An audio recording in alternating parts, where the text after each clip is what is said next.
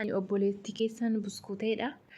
Arra warroonni gastii TikTok irra waliin turre akkamittiin buskuutee akkamittiin TikTok keenya jala liinkii YouTube keenyaa godhachuu dandeenya warroota jettan hundumti keessaniyyuu kottaa amma nafaan wantoota nani godhu nafaana na duukaa wantoota nani godhu hundumayyuu nafaana godhaati waan salphaa waan daqiiqaa xiqqoo keessatti xumurree deebuu dandeenyuudha jechuudha. Qaxxitaa amma eessa deemna? TikTok kiyya jala deemnaa jechuudha seennu. Okay. TikTok kiyya jala kana gaafa seennu guyyaa akkuma agartan sana liinkiin YouTube kiyya TikTok kiyya kan jala jiraa ture. Amma isinitti agarsiisuufan jalaa kaasee jechuudha. Okay. Isinitti agarsiisuudhaaf hoggaan kaasu kana akka isin hubattaniif waliin irra keenyee ilaaltu.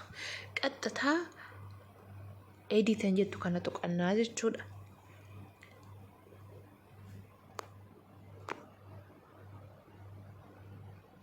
Editan jettu kana tuqannaa dhiifama guddaasaaf duubatti na deebisee edit tuqannee gadi dhufna. Ishiidhaan neeman jettu kana miti user neeman jettu kana miti qaxxitaa eessa dhufna isa maqaa jedhu kana miti links jettu tana ishii gara gadii kana tuqannaa jechuudha. Amma asitti waa sadii nu ammaarrata. Tokko lammaffaa irratti Instagramii, sadaffaa irratti YouTube nu ammaarrata. Nu an barbaadu maarree YouTube keenya waan ta'eef iyyuu YouTube keenya tuqannaa jechuudha.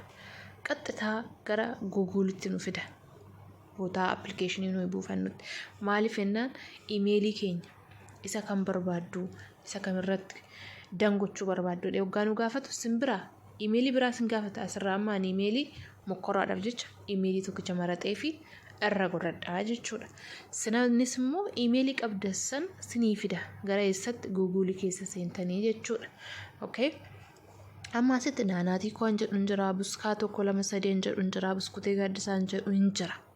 Kana keessaa ammaani tokkichan kiliil godhaafi jechuudha. Buskutee gaaddisaan jedhu kanan kiliil godhaaf.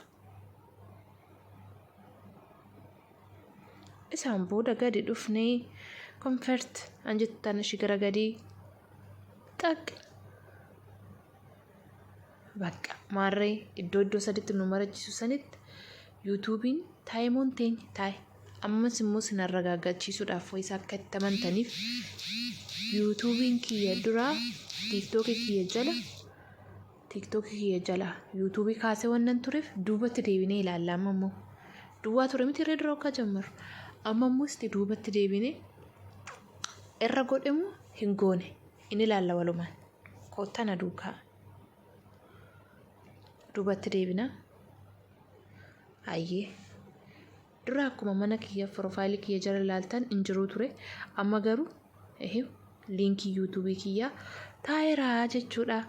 Oraa bulaa deemana amma numa waan salphaadhaa jabaadhaa warroonni immoo YouTube banachuuf fedha qabdan fedha isaas qabdan sinin barsiisaa rakkoon qabu.